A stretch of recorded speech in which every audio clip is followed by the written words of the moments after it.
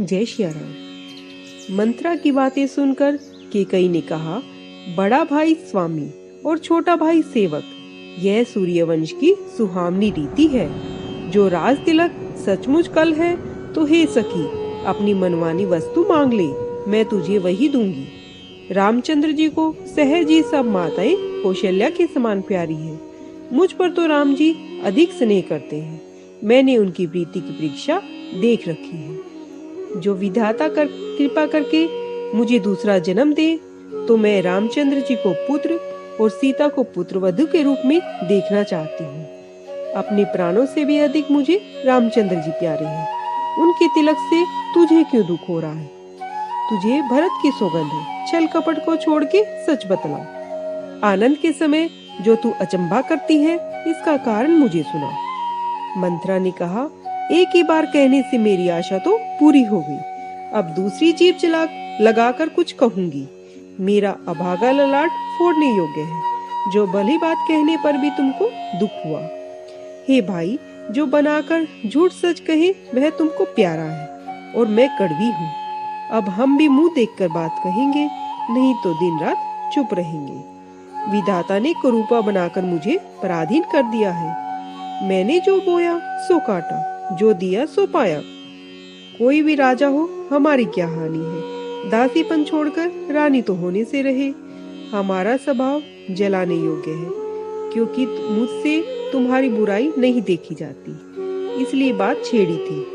हे देवी, क्षमा करें, भूल हो गई। अस्थिर बुद्धि की स्त्री और देवताओं की माया के वश में होने के कारण केकई ने मंत्रा के कपट भरे प्यारे वचन सुनकर बैरिन मंत्रा को अपना सहृदय जानकर उस पर विश्वास कर लिया। रानी आदर से बार बार पूछने लगी, मानो हिरनी भिलनी का गान सुनकर मोहित हो गई है।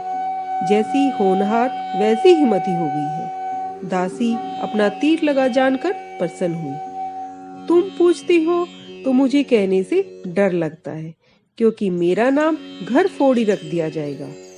बात बनाकर और उसमें विश्वास जमा कर अयोध्या की साड़साती मंत्रा बोली, हे रानी, जो तुमने कहा कि सीताराम मुझे प्यारे हैं और राम को तुम प्यारी हो, सो ठीक है, परंतु जो दिन पहले थे वे अब बीत गए हैं। समय पलट जाने से मित्र भी शत्रु हो जाते हैं।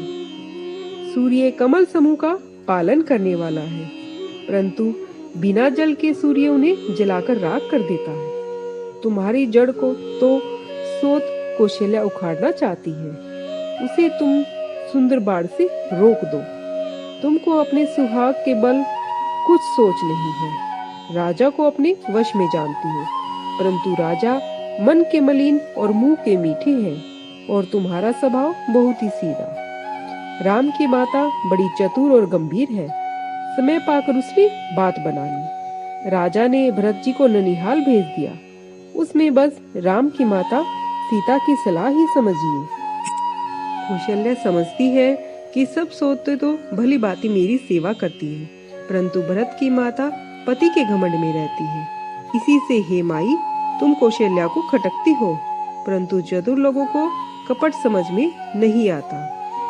राजा का तुम पर बहुत ही प्रेम है, उसे कौशल्या सोच स्वभाव के कारण देख नहीं सकती। इसी कारण जाल रचकर और राजा को वश में करके राम के राज तिलक के लिए मुहूर्त ठहरा लिया।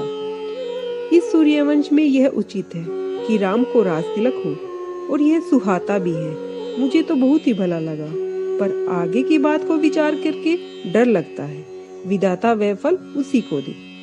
इस प्रकार कुटिलपन की करोड़ों बातें बनाकर केकई को कपट सिखा दिया और सोतों से की भरी हुई सैकड़ों कथाएं उन्हें सुनाई, जिससे विरोध बढ़े। होनहार वश केकई के मन में विश्वास हो गया और रानी अपनी सौगंध दिलाकर पूछने लगी। मंत्रा ने कहा, क्या पूछती हो? तुमने अब भी नहीं जाना? अपने हित और अनहित को पशु भी पहचानता है। राज तिलक की साज को सजते हुए 14-15 दिन हो गए हैं, परंतु तुमने आज मुझसे ही खबर पाई है। तुम्हारे राज में खाती हूँ, पहनती हूँ। तुमने सच कह दिया तो मुझको दोष नहीं है। जो मैं झूठी बात बनाकर कहूँ तो विधाता मुझे दंड दे। राम को कल तिलक हुआ तो तुम्हारे लिए ब्रह्मा ने विपत्ति का बीज बो दिया। मैं निश्चय पूर्वक कहती हूँ, हे रानी, तुम दूध में गिरी हुई मक्खी के समान जाती रहोगी। तुम अपने पुत्र सहित सेवकाई करोगी, तभी घर में रह सकोगी। इसके अलावा दूसरा उपाय नहीं है।